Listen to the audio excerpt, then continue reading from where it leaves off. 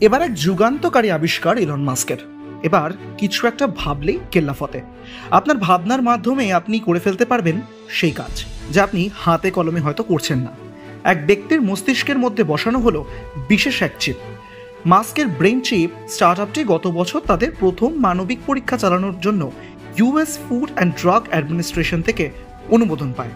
তারপর নিউরালিঙ্ক সংস্থা এক ব্যক্তির মস্তিষ্কে ফিট করে ফেলেছে সেই অস্ত্রোপচার করে চিপটি। সাকসেসফুল হয়েছে বলে জানা গিয়েছে। পাশাপাশি ওই ব্যক্তি ধীরে ধীরে সুস্থ হয়ে উঠছেন বলে টুইট করে জানিয়েছেন ইলন মাস্ক। কৃত্রিম বুদ্ধিমত্তার পর এখন প্রযুক্তির মাত্রা আরও এক নতুন পর্যায়ে পৌঁছে গিয়েছে বলে দাবি। মানুষের মস্তিষ্কে চিপিংয়ের নতুন কীর্তি সেটাই জানান দিচ্ছে। আর এবার অনেক দিন ধরেই যে আলোচনা চলছিল সেটি এবার সত্যি হলো। এবার মাইক্রো ব্লগিং প্ল্যাটফর্ম এক্স ও টেসলার মালিক ইলন মাস্ক একটি পোস্ট শেয়ার করেছেন। তারপর আবারও শিরোনামে উঠে এসেছেন ইলন মাস্ক। ইলন মাস্ক একটি পোস্টে শেয়ার করে বলেছেন যে নিউরো টেকনোলজি সংস্থা নিউরালিঙ্ক প্রথমবার মানুষের মস্তিষ্কের ভেতরে একটি ব্রেইন চিপ স্থাপন করে ফেলেছে। মাস্কের পোস্ট এটাও জানাচ্ছে যে ব্যক্তির মস্তিষ্কে চিপ বসানো হয়েছে, তিনি ভালোভাবে সুস্থ হয়ে উঠেছেন। রিপোর্ট অনুযায়ী মানুষের মস্তিষ্কে লাগানো চিপের আকার 5টি কয়েনের আকারের মতন, যেন একসঙ্গে 5টি কয়েন একত্রে রাখা হয়েছে। মাস্ক নিউরালিঙ্কের এই প্রথম পণ্যটির নাম দিয়েছেন টেলিপ্যাথি। আর ইলন মাস্ক 2016 সালে এই স্টার্টআপ শুরু করেছিলেন। আর 2016 সালের পরে ধীরে ধীরে এক পা করে আজকে এসে দাঁড়িয়েছে এই পর্যায়ে।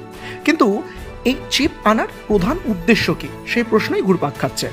জানা গিয়েছে স্মার্ট চিপস আনার উদ্দেশ্য হলো যারা হাঁটতে পারেন না, কথা বলতে পারেন না, প্রতিবন্ধী বা বিকলাঙ্গ, তাদের সহায়তা করবে এই চিপ। এই চিপের মাধ্যমে প্রতিবন্ধী মানুষদের উন্নত জীবন দেওয়ার লক্ষ্যই এখন প্রধান। আর তার জন্যই এই চিপ নিয়ে দীর্ঘদিন ধরে গবেষণা হচ্ছে বলে জানান তিনি। কিন্তু আরেকটি প্রশ্ন সামনে উঠে আসছে, কিভাবে কাজ করবে এই চিপ? চিপ ইমপ্লান্ট কিভাবে মস্তিষ্ককে যে কোনো ইলেকট্রনিক ডিভাইসের সঙ্গে সংযুক্ত করে তা পোস্টে নিজেই ব্যাখ্যা করেছেন ইলন। তিনি জানান প্রতিবন্ধী ব্যক্তিদের জন্য এই ইমপ্লান্ট কাজে লাগতে পারে।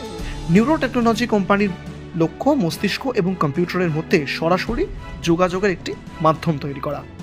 আর অন্যদিকে এই প্রযুক্তি চালু হওয়ার পর এখন সবার মনে প্রশ্ন হচ্ছে, প্রযুক্তিকে এইভাবে ব্যবহার করা কি ঠিক হবে নাকি হবে না? প্রযুক্তি যেভাবে ভাবা হয়েছে সেভাবে কাজ না করে যদি রিভার্স অ্যাকশন মোডে কাজ শুরু করে, কখনো কি ভেবে দেখেছেন তার ফল কি হবে?